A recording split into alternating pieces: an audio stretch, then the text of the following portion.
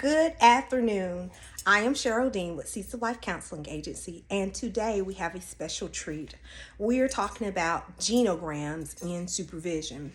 Some of you may know that we utilize genograms in order to tell the history of a family. So you're able to look at that genogram and see who's the mother, the father, grandmom, so on and so forth, through the generations.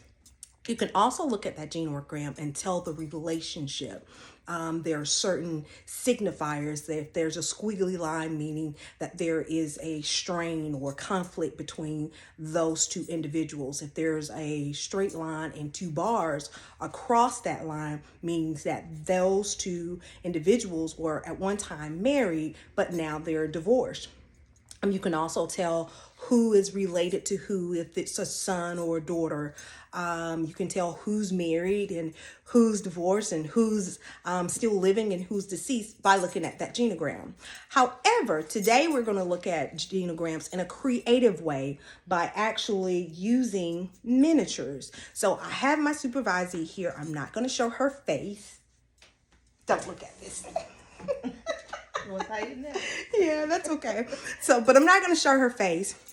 And we're going to use this as a teaching moment of how to use genograms in a creative way using play therapy and the concept of genograms. Now, my supervisee, she's going to be a client per se, or just my supervisee. How about that? And she has already chosen the miniatures that she would like to utilize as her family member. So I'm going to just turn the camera this way. And she is going to place her miniatures on the paper. And what I would do, I would ask the client to label on their paper, construction paper we're using today, who they are showing in their family and the relationship. So as she places them down, I will allow her to place them down and put the name, and then we'll talk about it. Well, I guess I should have got 2 sets of grandparents. Do you want to? Because this is maternal grandma and grandpa. I guess I should have got paternal. Didn't think about them. And then that's my mom. Yeah, and then that would be my dad.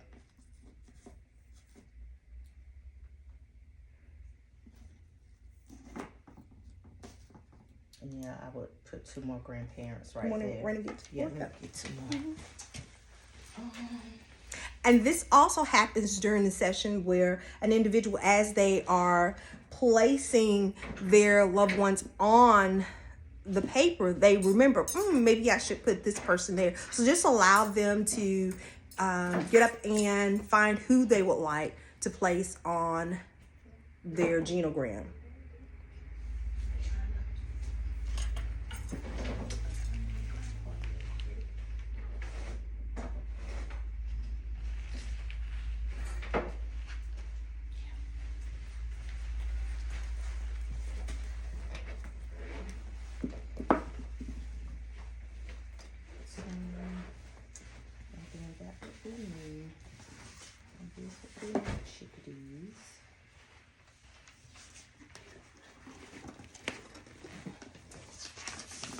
Okay. And that's paternal grandma and granddad.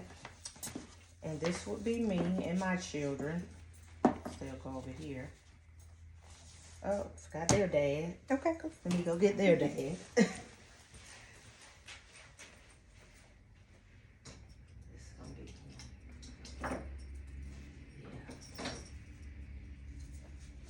Now, today we use construction paper. If you have butcher block paper, that's really good because it's long. You can cut it out. It could be the size of the table.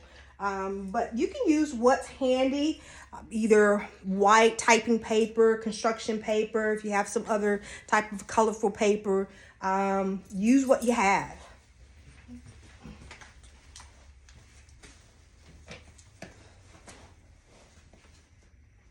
Where did their fathers go?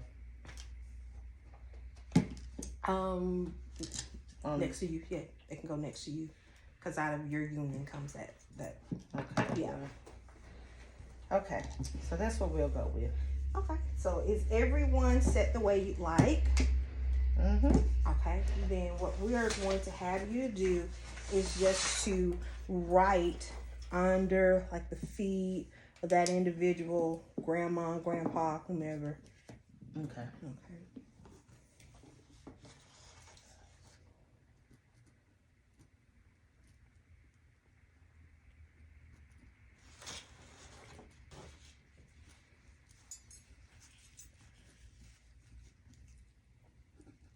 And the wonderful thing about using genograms with miniatures is that if the client doesn't want to show who came out of what union in a typical genogram fashion, you can have them do it just straight across. They list each person straight across who's in their family.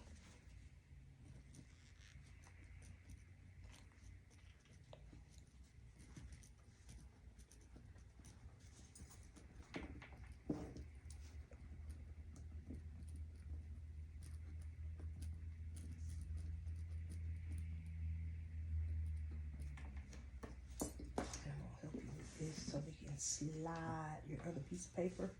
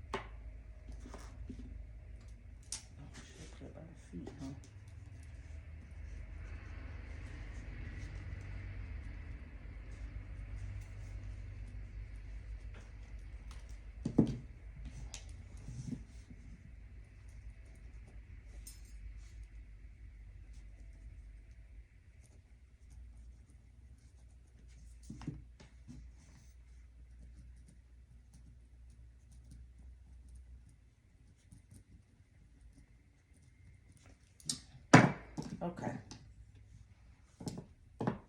So after your client or your supervisor has completed writing down the names of who is being shown, you get to ask them the same way as you're doing with a sand tray is tell me about your genogram, and specifically ask in a way, why did you choose that particular miniature to represent that person? This is how you're going to learn about the family. So, Alicia, tell me about your genogram. Okay, so you have my mother's mother and my mother's father, who are both deceased. They were separated at the time that he passed, and of course at the time that she passed, because he's passed first. But I knew both of them, loved both of them, good grandparents. This is my paternal grandfather, paternal grandmother. He's slightly smaller because I never met him. He was deceased before I was born. I knew her.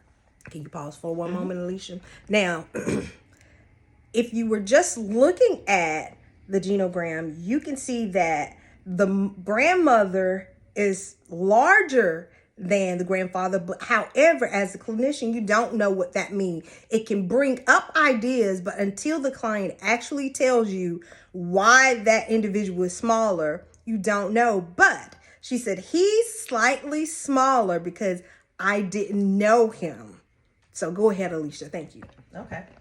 And I knew her briefly. I was still fairly young when she passed as well, but was able to get a chance to know her, my paternal grandmother.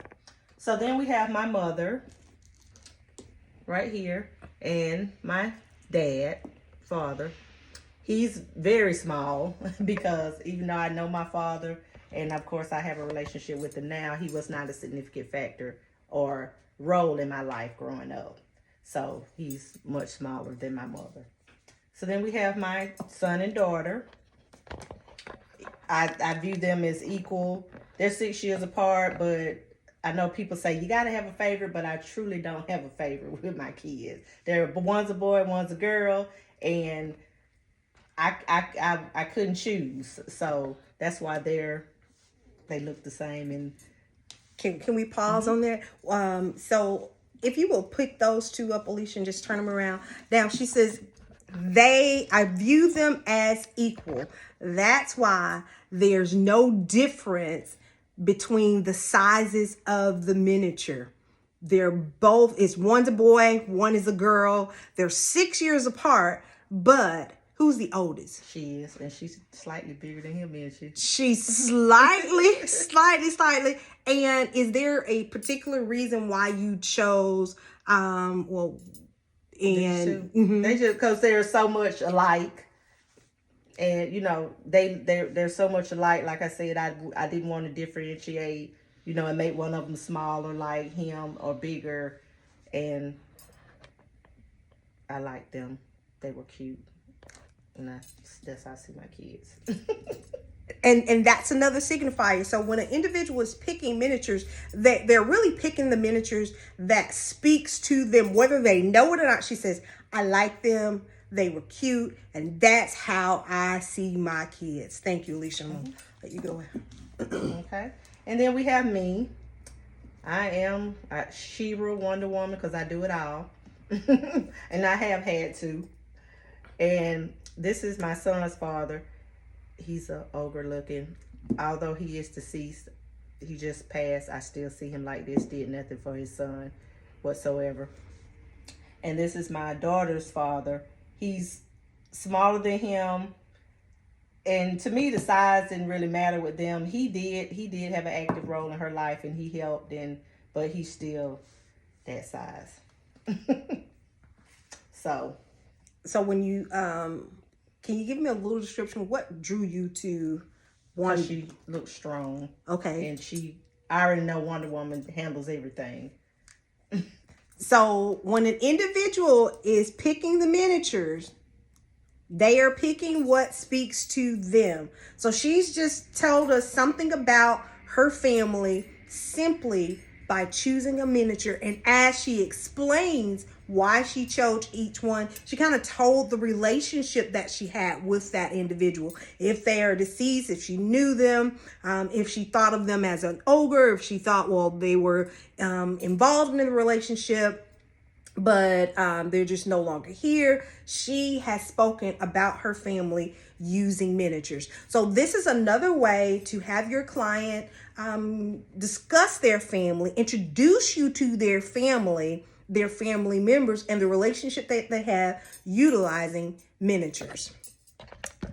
So this is our fun, helpful tidbit of today, using play therapy, creative methods to talk about family systems. Thank you. Take care. Bye.